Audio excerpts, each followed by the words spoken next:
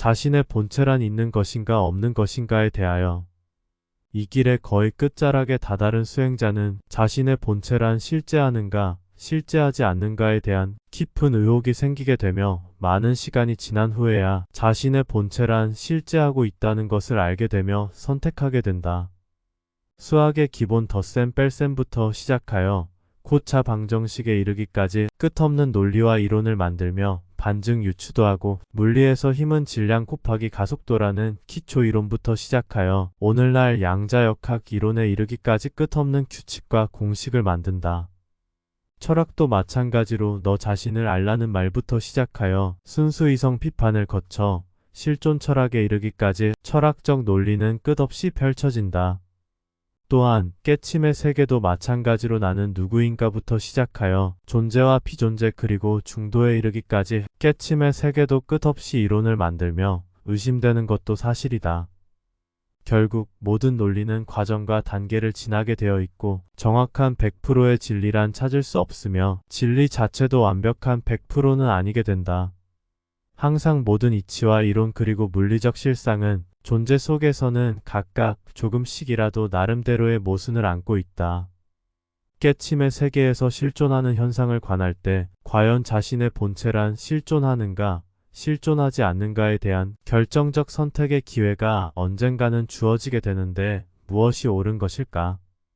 우리가 중생으로서 수행자의 길에 발을 막 담그었을 때는 이 세상을 있고 없음의 양 극단적 이분법으로 구분하여 세상을 본다.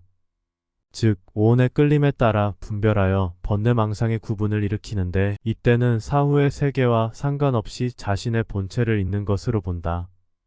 또한 수행이 무르익어 마침내 분별심이 사라지게 되면 이 세상을 있고 없음의 구분을 떠나 일원성으로 보게 된다. 즉 자신이라고 하는 고정된 실체는 없으며 연기에 의하여 자신의 인연이 모였다가 흩어지듯 지금만 있게 되며 지금 있는 자신도 결국엔 없는 것이 되며 그렇다고 아예 없는 것도 아니기에 존재는 물론이거니와 자신의 본체 또한 없는 것이라고 본다. 대부분 깨침의 끝에 다다른 수행자의 모습은 이렇듯 자신의 본체란 없으며 인연이 화합하면 자신으로 나타나기도 하지만 인연이 흩어지면 자신의 본체 또한 사라진다는 결론을 얻는다. 그러나 이 상태에 머물면 존재의 실상을 볼 수 없다. 존재를 볼 필요도 없으며 존재에 대하여 알고 싶지도 않게 된다. 왜냐하면 지금 상태가 최상의 깨침이며 마음의 흔들림도 없는 안락함이라고 생각하기 때문이다. 이 상태를 말하자면 혹 뛰려다가 혹을 하나 더 붙이는 격이다. 존재를 망각하고 보는 관찰자만 있게 되면 자신의 아상은 제3자가 되어 마음이 사라진 듯 흔들림은 없지만 존재는 모습을 더욱 감추게 된다. 이렇게 되면 초발심에서 발심한 존재의 근원과 진리에 대한 해답은 더 이상 중요한 문제도 화두거리도 못되게 된다. 그 상태의 도인이 어떤 논리나 이론으로 포장하여도 결국엔 존재의 원리와 이치란 자신과 상관없게 되어 자신의 의식만이 존재를 있는 것도 아니며 없는 것도 아닌 비상비비상의 세계로 현실을 보게 된다. 물론 이런 무아적 상태로 세상을 보는 것도 나쁘지는 않다. 그러나 존재를 벗어날 일이 무엇에 있겠는가 하는 사람은 상관없지만 반드시 존재를 벗어나야겠다고 생각하는 사람은 그곳에 머물면 안 된다. 또한 그 상태에서 한 발 더 나아가는 수행의 길을 갈 때에만 마침내 존재에서 벗어나고자 하는 마음을 확정적으로 일으키게 된다. 도인이 수행의 끝에서 모를 뿐인 존재성에 머무는 이유는 무엇인가? 첫째는 자신의 주체란 고정되지 않았으며 인연에 의한 연기를 통하여 자신의 본체란 없다는 견해에 머물기 때문이다. 둘째는 인과법칙이 연기법의 상위 개념이라는 말을 통찰하지 못했기 때문이다. 인과법칙은 존재의 근본 원칙으로 연기법과 인연법뿐만 아니라 있음과 없음 그리고 물리적 비물리적 시간과 공간 모두를 아우르는 법칙이다. 반면 연기법과 인연법은 없음인 무를 내포하지 못하기 때문이다. 연기법은 무가 아닌 흩어졌다가 모이는 습성이 있기 때문이다. 셋째는 만든 자와 만들어진 자의 관계를 모르기 때문이다. 즉, 존재란 창조되었음을 자신의 직관이 아직 파악하지 못하였기 때문이다.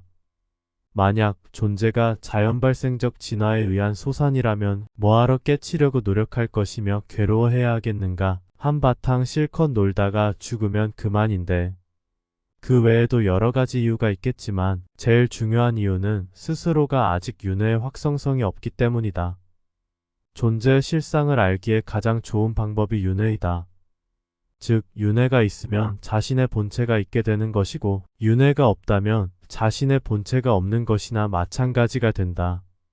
시다르타의 제일 명제가 윤회의 자각인 것이나 마찬가지임에도 용수보살의 중간학과 유식학으로 이어지는 수행을 통하여 윤회란 어느 사이 없는 것으로 간주되어 존재를 영원히 볼 수 없게 만들어버렸다. 존재를 벗어나지 않으려면 유하든 무하든 존재성이든 공성이든 아무 상관없다. 그야말로 골라먹는 선택의 자유이다. 그러나 존재를 모르면 존재를 벗어날 수 없다. 윤회 법칙을 확신하면 윤회의 주체인 본체가 있음을 알게 되고, 윤회 법칙을 모르면 윤회의 주체인 본체가 없다고 할 것이다. 부정과 의심은 이 길에서 반드시 필요한 것이기는 하지만, 하물며 동물도 꿈을 꾸는데 대지의 주인인 인간으로서 꿈을 안 꾸는 사람이 있다고 한다면 나도 윤회를 부정할 것이다. 그러나 모든 동물이 꿈을 꾸듯 윤회 또한 두루 평등하게 있는 것이며 자신의 본체가 존재 속에서 끝없이 윤회되는 것이다.